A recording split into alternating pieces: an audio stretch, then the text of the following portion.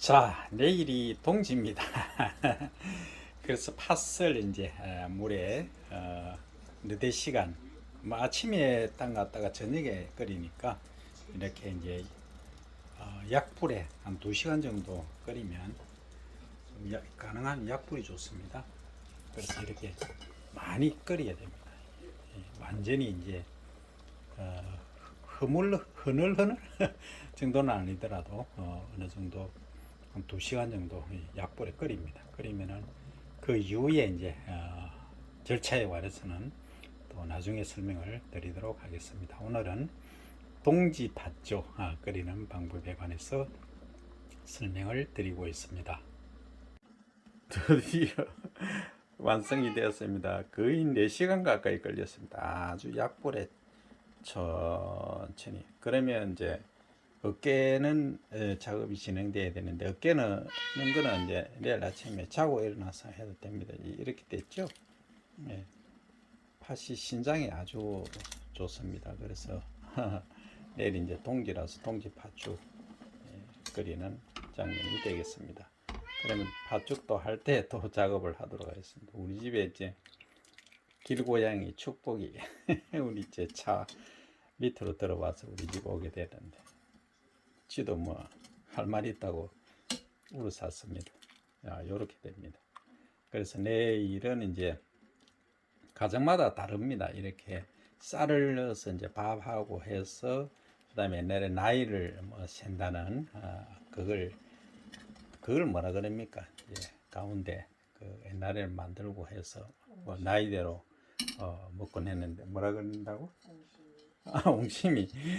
요새 말 옹심인데 과거에는 옹심이가 아니고 다른 말이 있었는데 하여튼 새알이라고 합니다. 우리 저 경상도 촌에서는 그 새알을 이제 먹곤 했는데 그렇게 가정에 따라서 이제 다르게 합니다. 그리고 이제 그 설탕 넣는 정도라든지 그런 것도 가정에 따라서 가미를 하시면 되겠습니다. 이제 끓인 이후에 이렇게 오물조물 해서 이제 사이즈를 줄입니다. 어떤 식당에서는 이제 그라인더로 갈아버리죠. 갈아서 완전 밀링을 해서 하지만 가정에서는 이렇게 과거 방식은 오물조물합니다. 이렇게 사이즈를 이제 줄여서 판물을 이제 만드는 거죠. 여기다가 이제 그 끓일 때 쌀을 넣기도 하고 또 어떤 데서는 밥을 넣기도 합니다. 그래서 이제 그 이후에 새알을 넣어서 이렇게 완성을 하는 단계로 갑니다. 여기 이제 시간이 좀 많이 걸립니다. 그래서 이제 걸름 작업이 이제 시작이 됩니다. 걸러서 또 한번 걸르고 한 2-3번 아마 걸러야 될 겁니다. 이런 식으로 이제 비벼서 사이즈를 줄이는 채로 치는 겁니다. 이게 상당히 노력이 많이 됩니다. 이 동지 때 팥죽을 하는 이유는 뭐 여러 가지가 있지만 통상적으로 이제 액을 물리친다, 소위 이제 귀신이 들지 않게 한다 하는 그런 의미에서 이제 하는 것이 상당히 많았죠. 그래서 우리 조상님들은 소위 이제 애기동지 때, 애기동지는 이제 초순에 음력으로 얘기입니다. 초순에 이제 동지가 왔을 때는 보통 이제 절에서 먹거나 이렇게 했죠. 그리고 이제 그 후반기에 원래 양력으로 치면 거의 12월 21일, 2일 이때가 동지인데 그 음력으로 후반기에 이제 제대로 달이 찼을 때 이제 동지가 되면은 가정에서 많이 수워 먹었습니다. 이제 그것이 지금 보면 신장에 아주 좋다 하는 또 말씀을 추가로 드립니다. 팥이 좋다 그 말씀입니다.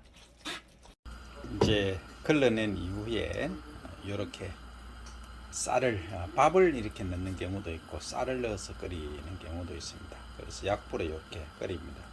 그리고 이제 옹심이 소위 새알은 찹쌀 전분으로 통상적으로 하는데 찹쌀 전분이 없을 경우에는 다른 뭐 감자 전분이라든지 다른 전분을 이용해서 씨알을 만들어서 이제 여기 씨알만 투입하면 다 되는 겁니다.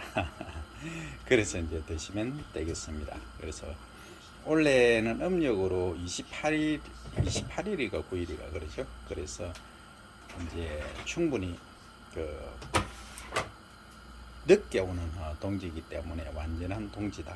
그래서 초기에 오는 애기 동지가 아니기 때문에 팥죽은 과거 습관적으로 보면 가정에서 많이 드셨다 이렇게 말씀을 드립니다. 나중에 이제 먹는 장면도 먹는 장면이란다 완성된 장면도 또 제가 올리도록 하겠습니다. 이제 전분을 이용을 해서 이렇게 옹심이를 이제 만듭니다. 그 동그랗게 만들어도 되고 대충 철저히 만드시면 됩니다. 이렇게 이제 샤를 만드시는 거죠. 뭐 식당의 프로분들은 뭐 더 빨리 하실 수도 있지만 가정에서는 적절하게 이렇게 하시면 되겠습니다.